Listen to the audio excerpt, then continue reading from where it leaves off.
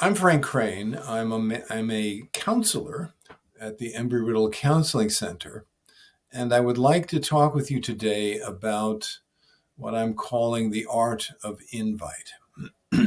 Now, here at Embry-Riddle, we've been talking about connection, about ways that people can get together, form stronger bonds, get to know one another, build friendships and communities. So it's a beautiful thing.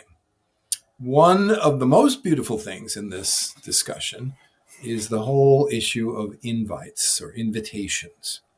There are ways of doing it. It is an art to some extent, and there are certain pitfalls. But all things considered, getting good at inviting people is a tremendously valuable, lifelong resource.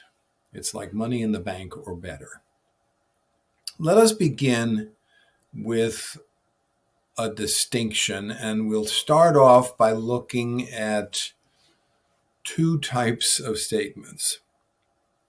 Statement one, I love you and I want an intimate, exclusive, permanent relationship with you. Okay. Statement two, do you know anyone at Lockheed Martin I could talk with? Actually, that's a question, but okay. So item one is emotionally fraught for most of us. So this type of statement happens in our lives. It happens in our communities. It happens to us and to our friends eventually. It's the kind of thing that ends a Jane Austen novel. You know, the heroine writes in her diary, Mr. Darcy proposed marriage to me today. And this, it introduces certain questions and so on. But it's a big, big, big deal.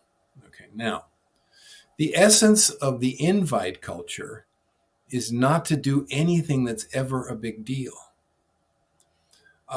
There was a famous psychological article by a man named Arthur Aaron. And in this, he proposed 36 questions that lead to intimacy. And the belief was if you and another person ask and answer these 36 questions of one another truthfully and honestly, you will fall in love. Or at the very least, you will be very, very intimate and you'll understand one another deeply and your lives will be much, much, much better. This is what we call the depth school. Dr. Ahrens is saying, well, if you go really deep with somebody and you share and you understand, then you're going to be intimate. You're going to be deep friends, or you're going to be on some path to some important commitment. Okay. The deep school or the depth school has some pitfalls. Let us look at another school, which is the wide school. So you say to somebody, do you know a veterinarian around here who's really good with cats? How did you manage to say that to that person? Well, you know them enough to ask them that question. And you probably know them enough because you've seen them around before. And hopefully, at some point, when you guys saw one another around, one of them said, hey, why don't we get a cup of coffee? One of you said that. And you sit there and you talk about some common interest, and you find that you have a number of things that you're interested in together. And then you say, we have to do this some more. And the basic rules of the invite world have been established. I suggest something to you. Let me buy you a cup of coffee and we'll talk about this new game or this new movie or whatever it might be. Now, I am giving you the coffee, and in exchange, you are giving me time, and together we use this time to talk about something that is hopefully of mutual interest to us.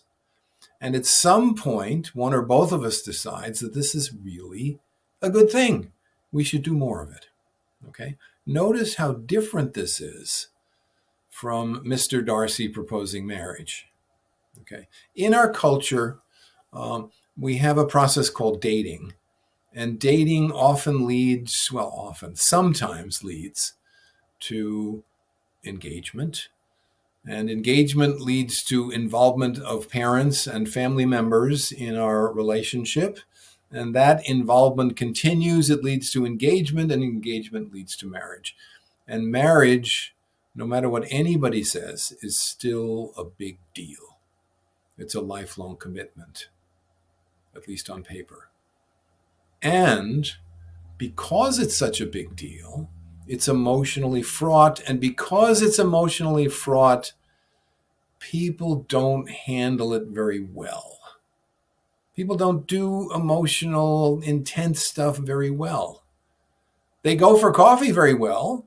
They're pretty good at going to the movies when there's no scary commitment, when there's no comebacks, when I cover my expense and you cover your expense.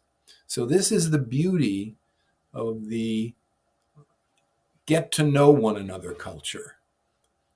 It's not so much depth at any given moment, but it's extent. We meet for superficial, fun, interesting things over a course of weeks or months. This might go on for years. There are people who've been friends for decades, and the friendship started over a cup of coffee talking about a movie they saw, and so on and so forth.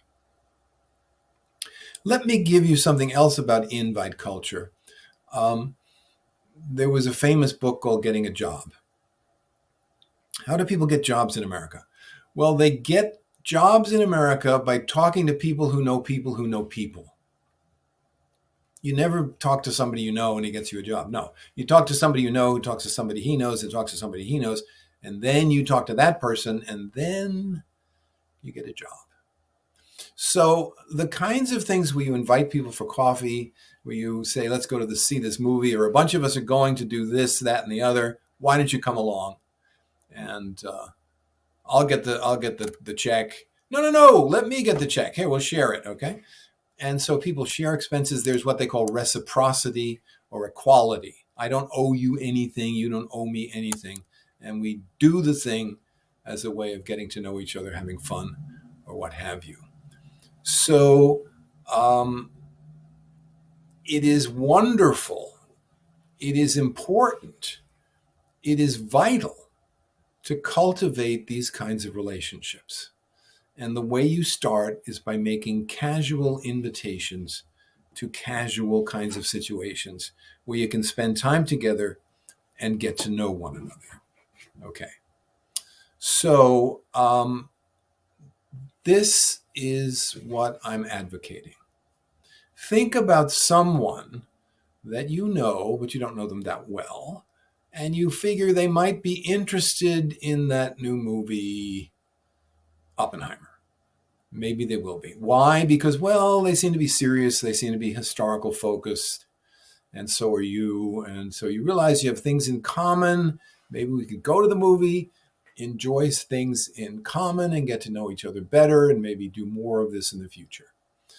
It's not a date. I am not in love with this person. They are not in love with me, at least as far as we know.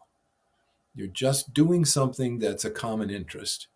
And by doing common interests over and over and over again with lots of people, all of a sudden, not really all of a sudden, but over a course of, say, a term or two at Embry-Riddle, you know a number of people who know good veterinarians, who know people at Lockheed Martin, who know where you can get a good used bicycle, and so on and so forth, so that we have extensive but not necessarily deep acquaintanceship based on mutual enjoyment of time and respect and a willingness to be helpful. Okay. Now, it could be that in the course of this process of, inviting people to things, being invited to things, and accepting invitations, etc., you might find someone who is just fascinating. And before you know it, you say, oh, this person is truly wonderful and fascinating. Oh, my goodness. Can this be love? Now you're in the realm of what we called before dating, which means you're thinking about a serious relationship, which involves commitment, which involves delicacy, which involves sensitivity, et cetera, et cetera. Okay, this is a beautiful thing. It has different rules. It's not what we're talking about here. Give it respect, give it time, give it space. Maybe go to a counselor and talk about it. But it's not the invite culture of let's get to know one another, let's make a bunch of friends, let's have a bunch of contacts in the world and see what we can do. Okay, I would encourage everyone to look around, see what people are there who you find interesting, you'd like to get to know better. Maybe you could spend time with them doing some interesting kind of activity that the two of you would like. Invite them. Let them invite you. Be part of the invite culture. And who knows what may happen. Many, many beautiful things. Take it easy, take it casual, and have a good time with invites. Frank Crane, hoping to talk to you in the future, and take good care. Bye-bye.